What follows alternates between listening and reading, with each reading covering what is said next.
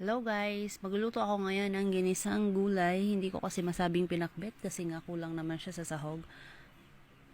Ayan, naglalagay na ako ng bawang. Hindi ko talaga natanggal yung balat ng bawang kasi mas gusto ko siyang may balat kapag nilalagay sa gulay. Naglagay ako ng sibuyas. Konti lang yung sibuyas kasi mahal talaga siya ngayon. Kaya magtipid tayo ng konti. Nilagay ko na rin yung manok para isabay sa pag-isa.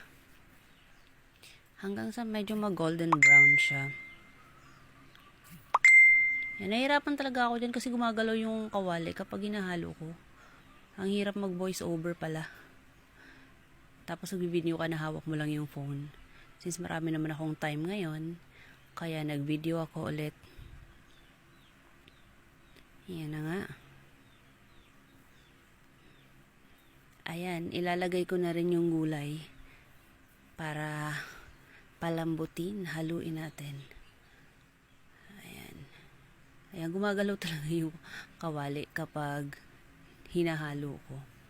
Ayan, merong kalabasa, sitaw. At nilagyan ko na rin siya ng tubig.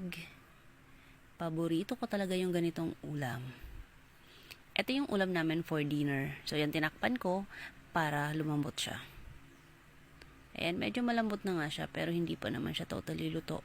Kailangan ko pa rin palambutin yung chicken. Ayan, hinalo ko ulit. Panay talaga galaw ng kawali namin na to. Ayan.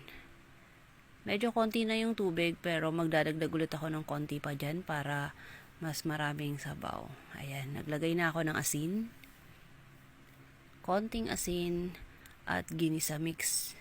Baka naman dyan, ginisa mix. Ayan. Pakuluin lang natin ng konti pa. Ayan, nahalo ko na siya. Ayan na nga, at malambot na ang ating gulay. Hayaan ko lang muna siyang kumulo pa ng konti. Para naman lutong-luto. Ayan. Ayan na, luto na ang ating ginisang gulay. Ito na yung ulam namin for dinner. Ayan.